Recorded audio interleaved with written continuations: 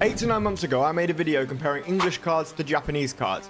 What should you collect? What should you invest in? So a lot has changed since back then, like a hell of a lot. So today I'm going to go over a few things that have changed, a few things that you should keep in mind out when you're looking into buying English or Japanese cards. We'll go over all the subcategories so you can kind of get an understanding on which one suits you best and which one should be collected or invested in the modern era. This is going to include grading, collecting, investing, short-term, long-term. Now, I don't want to waste your time too much going over all this stuff, so we'll get into it immediately.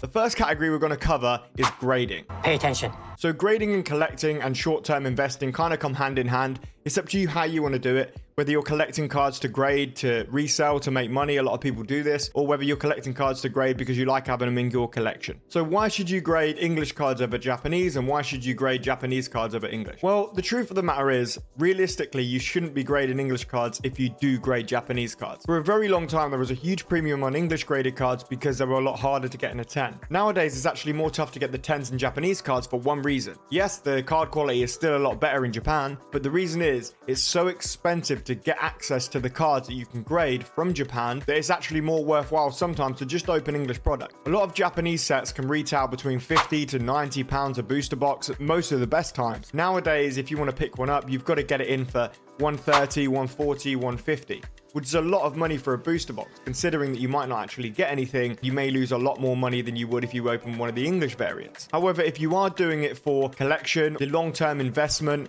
then Japanese cards, maybe if you've got the money to do so, can be the way to go. There's a lot of money in that stuff, especially with the full art trainers. There's a lot of sets which don't do very well in English that you can pick up in Japanese, and if you do hit one of the big full art trainer cards, you've made a lot of money on them. But as I said, you need to remember that they're very hard to get hold of a lot of Japanese product. You might get 1 or 2 boxes off eBay, which you will be paying a premium for. It's very hard to get them in cases, in a lot of boxes, which you would normally crack open, blisters, all this stuff, which Japan have their own variants of different stuff, which again, you're going to be paying a lot more for to get it over here. Now, for the most part, this really works for US and UK. It's very hard for us to get Japanese product, very hard to find like a supplier for that kind of thing. You don't have to be a business to talk to a guy in Japan and get a supplier, but it can be very difficult, and you need a lot of trust to do someone like that when you're spending a lot of money on this product. English cards, especially in the newer sets, are getting harder and harder to grade, with printing quality not as good as it used to be, and even when it used to be, not very good, so it's very hard to get 10s nowadays. Now, you would think the premium goes up and up and up, but realistically, the fire in the market at the moment is on Japan, so it's very hard to get the premium prices for your English cards. Not to mention Pokemon's in a little bit of a dip. It's very hard to actually open a booster box and get your money back. So as I'm filming this, the new Obsidian Flame set is out. Now, you can see the variance in prices, which is the Charizard from the Obsidian Flames has been going for around 79, 89 pounds. Whereas you look at the Japanese version, it's going for a lot more. So you're gonna have to weigh up which is like more worth for you, whether you have the money to spend initially on opening the Japanese or whether you just prefer to go for the English to be safe. Either way, guys, I want to conclude the grading. The grading, realistically, if you're going to do this to make money, Japanese is always better. You are going to get a lot more 10s. The quality is a lot better, and the cards are nowadays worth a lot more higher value than they used to be. The second one we're going to cover is kind of blends in with the first, is basically condition of the cards. They're beautiful. Now, condition of the cards is huge, whether you want it for your binder or whether you want to grade it, which we covered in the first point. But this one is short and simple. Japanese cards is always going to be better quality. They print better there. They take more care in their cards. I literally can't remember how many I've opened of Japanese packs where I've been getting 10s, 10s, 10s, 10s. Everything seems realistically perfect.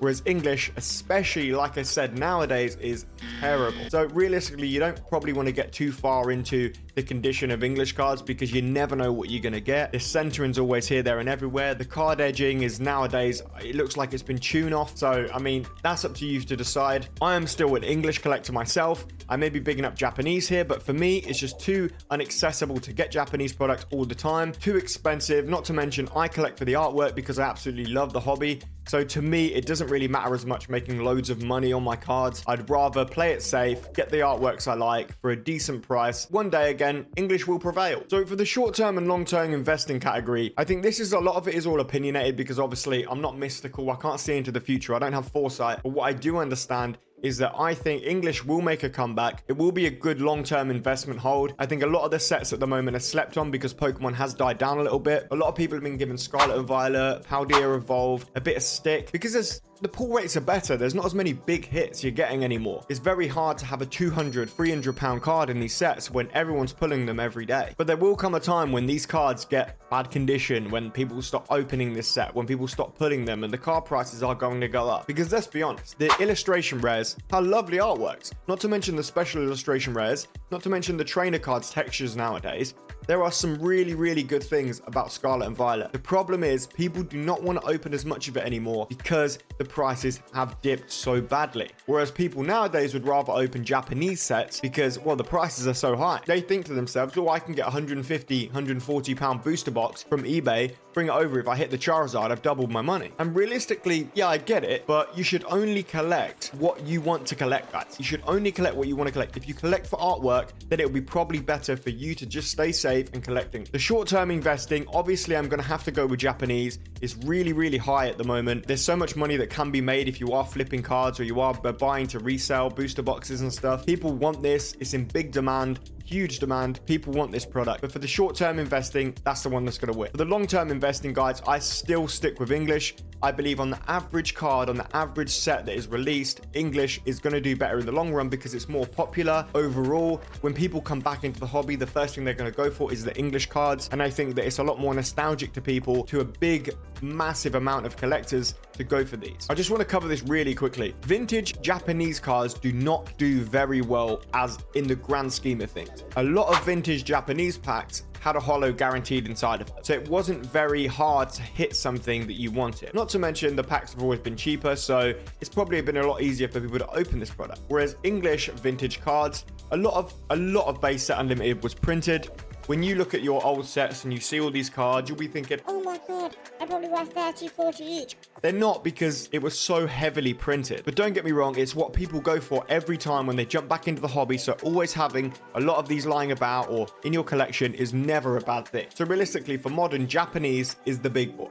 And for vintage, English is still above Japanese, in my opinion. Bearing in mind, guys, this is for average cards. I'm not talking some rare promos from World Championship winner cards. This is for the average general rule of thumb, the cards. So now we are going to get on to the fun stuff, the promotional product. Now we're talking. I don't even have to tell anyone this if you know Pokemon. But if you don't, you need to understand that Japanese do the best promotional products in the world. They have so many different cards you can collect, so many different ways to collect. This is why, because obviously it originated in Japan, they have so many different things. There are a lot of promotional cards that are worth a lot of money in Japanese. There's the Pikachu and Mario Luigi box.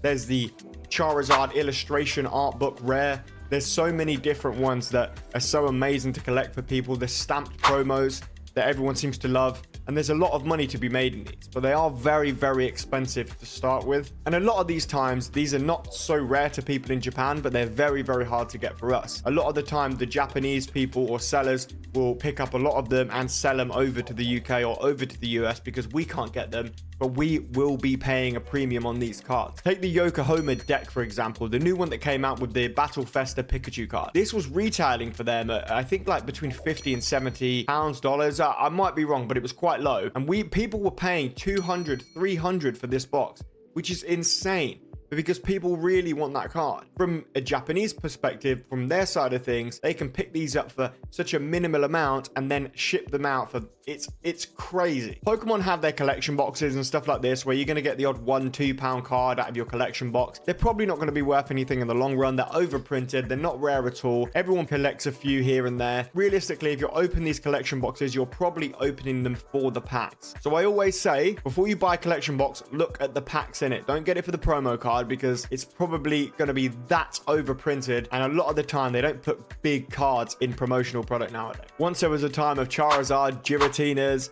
loads of different cards, Arceus.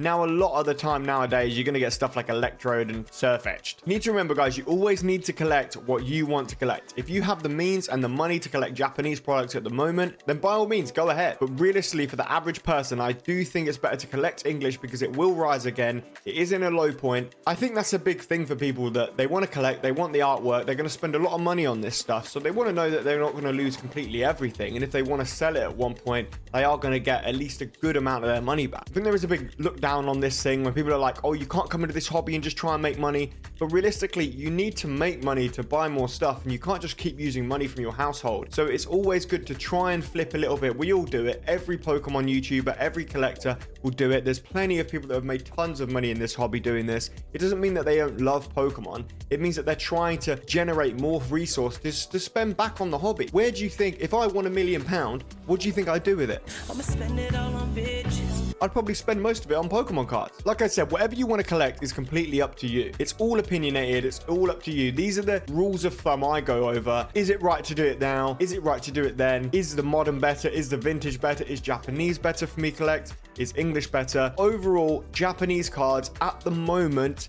are worth more. They are more valuable. But realistically, is that better in the long term? And are you just feeding the fire on this rise that just keeps going in Japanese product? For us to get here in England, for them to get in America, is very, very tough to get that kind of product here at the moment. So bear that in mind as well, guys. But realistically, I hope this video helped. Hope it gave you a little bit of an insight. Happy hunting.